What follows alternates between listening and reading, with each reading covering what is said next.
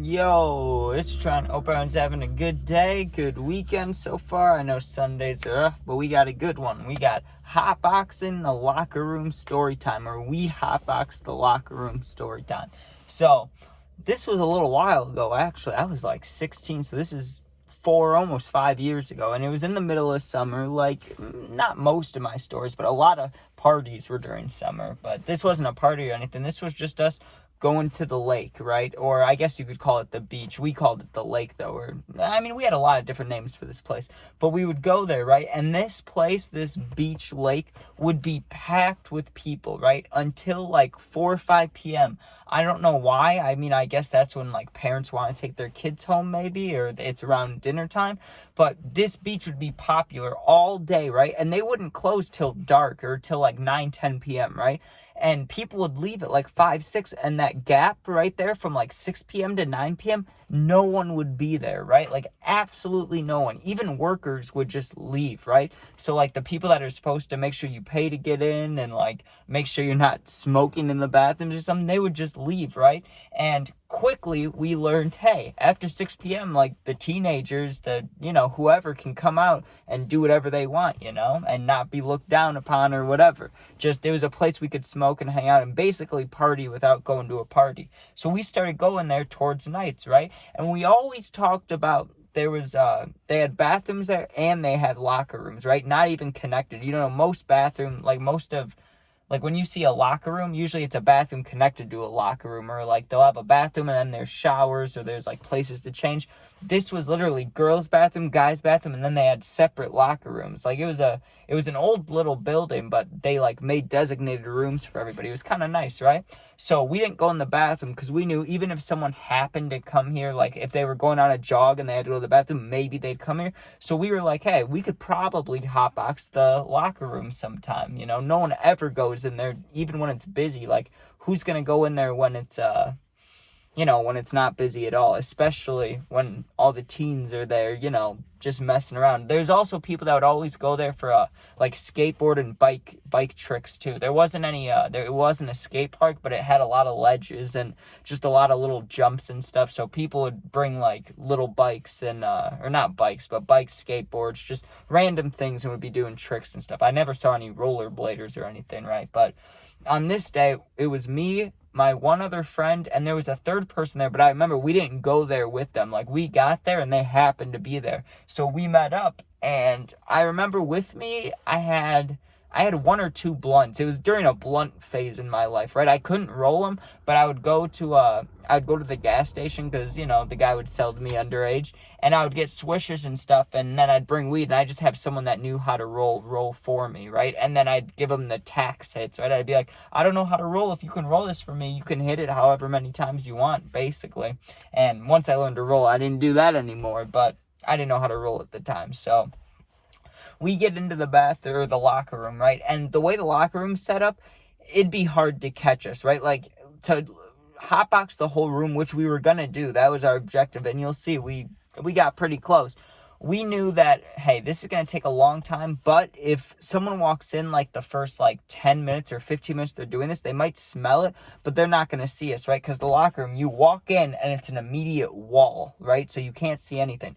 You have to go left around the wall, and then there's like hidden stall, not hidden, but like locked stalls, where you can go in and change and stuff, but it's not like a bathroom. There's no toilets or showers or anything there. It's just like changing stations at a store, right? And then you can go around another corner, and that's where they have like lockers and like benches and stuff, where it looks more like a middle school locker room in there, right? So we went all the way to the back. We went around the first room, went to the back, right? So even if someone did come in, we might not get caught, or at least we have a head start to get out of there, because there was multiple ways you could go in and out of this locker room. There's 2 doors on each side of the building.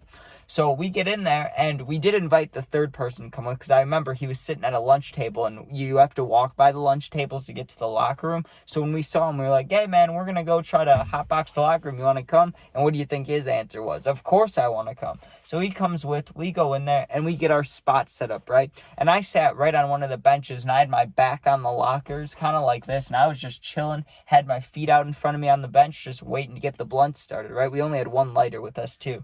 And we had like 3 or 4 blunts because I brought 1 or 2 and my friend brought 1 or 2. I think my friend brought 2 and I brought 1. So we'll just say 3, right? Because I'm pretty sure we had 3. And because we all had one at one point. We didn't start like that. We started with just 1, and then we went, well, this is going to take forever. Let's light up another one. And then we had the third one. We said we might as well light up that one. And then we were doing the 3-way pass, right? So it'd be puff, puff, pass. But after that, you get a whole new one, right? So it's literally just a rotation of killing 3 blunts between 3 people. We honestly could have just sat there and smoked a blunt each and just, hoped that would have hotboxed it. But I think what we were doing actually might have helped get the smoke around. But I don't know, maybe it didn't matter that much. I mean, like statistically, we could have all smoked the same amount by just smoking a whole blunt to ourselves, right? But I don't know. When you're with your boys, it's more special to pass around. You got music going. And these things were hucking, like blunts. They'll smoke pretty nicely, but towards the end, like that's when I call when it hucks, right? Like when it's just smoke's just flying out. Like if you're at the end of a blunt and your throat's not doing great or you don't have a drink, if you even just do it's gonna be killer, right? So by the time we got to that point, like even halfway through, it started to get foggy in there, right? Like the smoke obviously rises, it goes straight to the top. So for a minute, you don't really see anything. You're like, oh, we're not even gonna be able to hotbox this, right? But then you get like halfway through and it's starting to get foggy and it's like, you know what? We might be able to do this. And keep in mind, we're also ripping our vapes and like not sucking it in, like not inhaling it, like just ripping the vapes and blowing it out just to get more smoke in the room, in the atmosphere, right? And by the time we did get to that bottom part where it felt like we were hucking, right? The whole room, I won't say the whole room was filled, like we could see each other, but there was clear white smoke and like white lines in the way of all of us, right? Like I looked at my one friend, the one that I went there with, and he was sitting on top of the lockers, right? But when I would pass the blunt to him, he'd reach down and grab it. I remember one time I gave it to him and we were just like you could barely see him. Like I could see him, but trying to hand the blunt to him through all the smoke, it was like, man, we are doing a number on this locker room, right? So then, you know how it goes. I mean, back then, now it's not so bad unless I were to take like 1,000 milligrams of edibles, then I'd probably get paranoid. But back then I'd get more paranoid just because we were younger. We weren't smoking as long. We'd been smoking like 2 years. So, it wasn't as much as like 5 or 6 years, So we would get paranoid. And I remember hearing sounds outside and swearing that there was a security guard or there was a worker or there was somebody that was coming to pop us, but no one ever came in, right? And so we finished up, and I remember I needed a drink so bad, and the only place around that was still open for a drink, like there's restaurants, don't get me wrong, like there's Taco Bell, McDonald's, but they're way down the street. We go to this ice cream place, right? And I'm dying for a drink. Like I would have taken ice cream, but you get it. Like I had cottonmouth. We smoked 3 blunts and basically we hotboxed this locker room. I needed a drink afterwards. We go to this ice cream stand. There's 1 million people in line. I'm sitting there like, oh, right? And there's a point where if you don't have a drink and you have cottonmouth, there'll be a point where it really sucks, and then eventually it starts getting better, like it'll start going away. I was not at that point. I was just at the panic point, like I'm gonna throw up or like choke to death if I don't get a drink right now. And the only drinks that they had at this ice cream stand were like ices, right? So I bought this blue, they weren't called icy, they were called like freezers or whatever they called them at this place, but I got that blue drink, dude, and I chugged it in about 30 seconds, and my face had blue all around it. What are you gonna do? But my mom was just driving past. But anyways, yeah, dude, I should have been more prepared. If you're gonna plan on hotboxing, I should have brought a drink with me, but I was not prepared. But I don't know, man. When I think about hotboxing, it's definitely better to just do it in a car. That's the way you're gonna get the most stoned, because we were so sketched out in that locker room, like it took the whole time just to get it to the point where we'd say, this is hotbox. Like it was honestly probably like 70% hotbox out of 100, because there was a whole nother room that the smoke was going into, so like it was all equal, like it was all an equal amount of smoke throughout the whole locker room, but we could still see each other. Like it wasn't to the point where it was like a movie, like in a movie when they try to show someone hotboxing and they get out of the car and it's like crazy amounts of smoke. It wasn't like that, but it was definitely enough to where like we reeked for hours. Like I bet for the next 2 to 3 hours I reeked like bud. And also, before I finish this, I want to tell you guys a little extra story here, because this just happened to me right before I started recording, right? So it rained badly last night, and there was flash flooding, right, which I haven't dealt with too much, but I mean, I've dealt with a lot of rain. I can drive in the rain, snow, whatever. I'm not worried about that, right? But what I wasn't prepared for this morning was a puddle, a big one, right? And so I'm driving on the way to see the puppy, or on the way back to see the puppies, because this was just a little bit ago, and my car is completely normal, completely fine. There's no problems, right? I go through this puddle, and now anytime I hit the accelerator, the whole car is like, grrr, grrr. Like, it sounds so messed up, dude. And I thought it was the muffler. I thought something like hit it or got broken, and it was just being real loud, but it's not the muffler, so I have no idea what it is, dude.